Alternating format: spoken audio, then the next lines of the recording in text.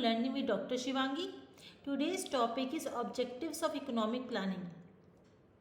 As in the previous videos, we already started the playlist for the subject business environment and also discuss various topics related to it like concept of business environment, economic policies, elements of business environments and so on. So in today's video, we'll discuss about the objectives of economic planning. Before I started the video, I want to say you that if you like my video, please like and share this video and don't forget to subscribe my channel which is Learning with Dr. Shivangi, and you can also watch other videos. Links are provided in the description box. So before I started the video, we have to discuss about what is economic planning related to concern with the India. Basically, in every year there is a financial budget launched by the central government of India, and also there is other budget for the state governments. So economic planning is done for the betterment of the country, for the growth, for management of inflation rate and deflation rate in the country. So what are the different objectives of economic planning we will discuss here. So the long-term goals of economic planning in India were spelled out in the earlier plan documents, particularly the second and the third 5-year plans. In the later plans, these goals were simply reiterated. Up to the 7th 5-year plan, economic planning in this country was guided by the following long-term goals. So as we already know that there are different 5-year plans in the previous years in the India. So there are different goals through which economic planning is done in India. So what are the different objectives? These are as follows. First one is economic growth, second is self-reliance, third is full employment, fourth is reduction in income inequalities, fifth is poverty elimination, sixth is modernization, seventh is maximized utilization of resources, 8th is high rate of capital formation, 9th is social welfare motive, 10th is economic inequalities, 11th is economic stability, and the last is reduction in social cost. So these are the different goals or objectives of economic planning. Now we will discuss here each of the objective one by one in detail. First one is economic growth. It is highly considered to be the main long-term goal of India's 5-year plans. Overriding priority to economic growth in India's plans is considered to be valid.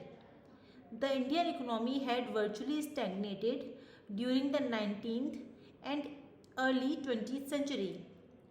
After independence, it was natural for the decision makers to accord overriding priority to economic growth. So as in the previous years in India, there are different 5-year plans through which economic growth is considered to be the main priority objective of the economic planning. It was hoped that once growth transformed the backward economy of this country into a modern, vibrant economy, the realization of other long-term goals would be easier. The Indian economy, however, did not perform as expected by the planners. The growth rate during the first 3 decades of economic planning was at best extremely modest. The GDP had increased at the rate of 3.4% per annum in this period. The Planning Commission had hoped that the country's real per capita income would be doubled by 1970, 71 and not later than until 92-93. So the economic planning has a main goal to develop the economic condition of the country, which is done through the different 5-year plans in India. The second goal is self-reliance. For a long time, another important long-term goal of economic planning in the country has been self-reliance. The reason why self-reliance received special attention of early planners is not difficult to follow. Self-reliance as one of the long-term goals of economic planning was first stated in the third plan. However, the concept of self-reliance as adopted in the third plan rather narrow, as it implied merely overcoming the need for foreign aid. So the self-reliance or self-dependency is the most important objective or goal of India, which comes under the economic planning of India. It is mainly focused in the third economic plan, third five-year plan of the country. Through self-reliance in capital equipment and technology was never explicitly mentioned, the plans did make attempts in these directions. Over the years, India has registered two significant achievements in the field of self-reliance, that is the food and processing capital equipment. In totality, however, the goal of self-reliance has remained exclusive. With the new craze for liberalization and globalization, self-reliance is no longer on the agenda of the Indian planner. So self-reliance is the main objective of goal of India in the different five-year plans. The next objective of the economic planning is full employment. In a country like India, removal of unemployment is a necessary condition for eliminating poverty. In less developed countries with growing unemployment, both incidence and intensity of poverty increase.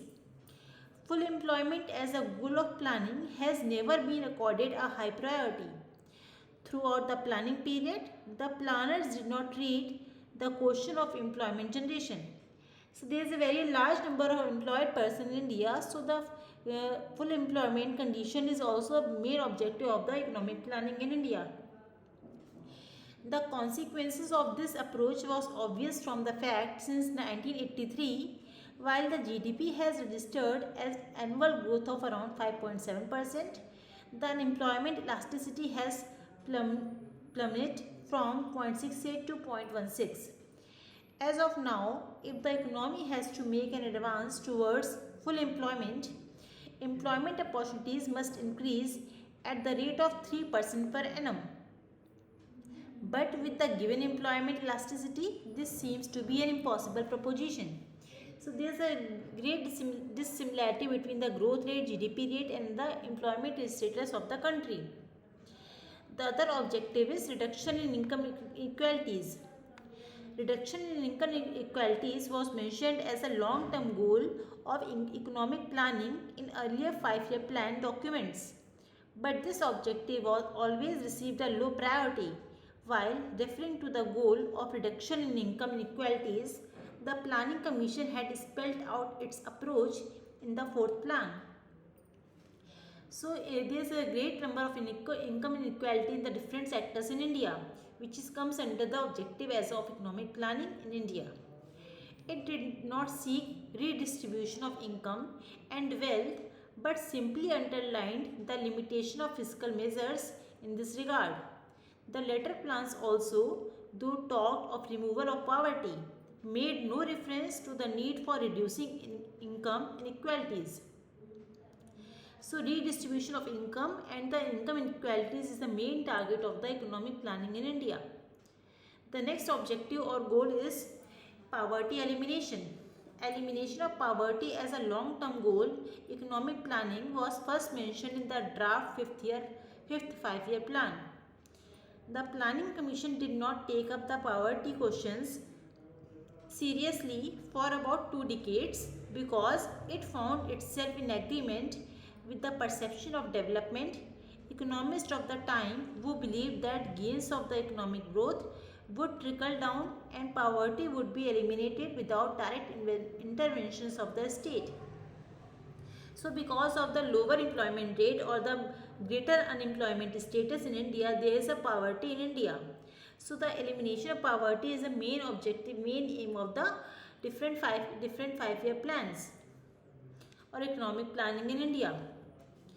When in the early 70s, large poverty staging development, economists in the face exploded the myth of trickle-down effect. The Indian planners formally proclaimed elimination of poverty as one of the long-term goals of the Indian planning.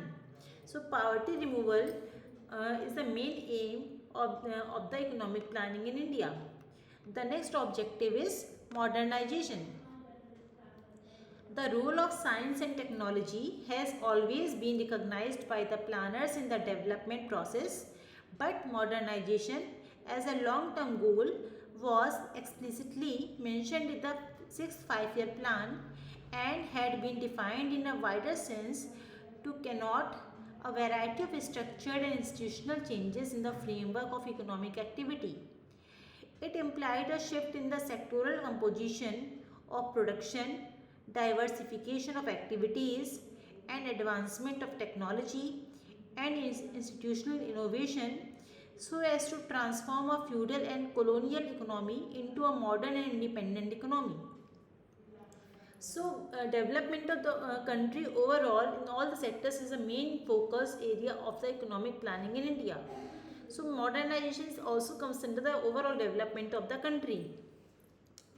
The next objective of the economic planning is maximize utilization of resources. A planned economy makes rational and fuller utilization of natural and human resources of a country. Plan targets are based upon the comprehensive survey of economy. This type of survey brings to surface many of the hidden or neglected or unknown resources. Planning offers new opportunities for specialization and technological progress. So planning the resources, utilization of resources is also the main aim of the economic planning in India. The next objective is high rate of capital formation. Another major objective of economic planning is to secure a far greater rate of capital formation than an unplanned economy. In a planned economy, surplus profits are always available with the state for plugging back and further expansion of the production milk. So milk production, capital formation, high rate of capital formation is also comes under the main objectives of the economic planning. The next objective is social welfare measures. In a planned economy, economic decisions are based on promoting social welfare rather than individual welfare. Goods of mass consumption are produced in sufficient quantities and the raw materials and the other precious resources are used judiciously. So social welfare society also comes under the objective of economic planning in India because with the social welfare any country can develop. The next objective of the economic planning is economic inequalities. A planned economy secures better distribution of income and wealth and can effectively curb the tendency of the concentration of economic power. The state launches various programs for the generation of employment and the amelioration of the condition of downtrodden members of society. So removal of economic inequalities also comes under the main objective of economic planning in India. The next objective is economic stability. A planned economy avoids overproduction and underproduction which cause business fluctuations in an economy. It is possible because of the centralized decision regarding production. So economic stability provide to the citizen to all over the India, all over the country is also comes under the objective of the economic planning in India. And the last objective is reduction in the social cost. A planned economy can dispense with certain costs that are inflicted upon society by the private operations of industries. These costs may be in the form of industrial diseases, cyclical unemployment, industrial accidents, pollution of air and water, etc. So reduction of social costs in terms of pollution, in terms of accident, in terms of cyclical unemployment also comes under the main objectives of the economic planning. So these are the different goals, aims or objectives of economic planning. I again summarize all the points so that you can easily understand about the topic. So what are the different objectives? These are economic growth, self-reliance, full employment in India, reduction in the income inequalities, poverty elimination, modernization in India, maximize utilization of resources, high rate of capital formation, social welfare motive, income inequalities, provide economic stability, reduction in the social cost are the main objectives of the economic planning which can be done through different 5-year plans in the previous years in India. So this is all about the economic planning of objectives of economic planning in India. If you have any query about this topic, or if you want to know about any other topic related to research methodology, business environment, business management, you can ask me through comment box. If you like my video, please like and share this video, and don't forget to subscribe my channel, which is Learning with Dr. Shivangi. We'll meet in the next video with new topic. Thank you everyone.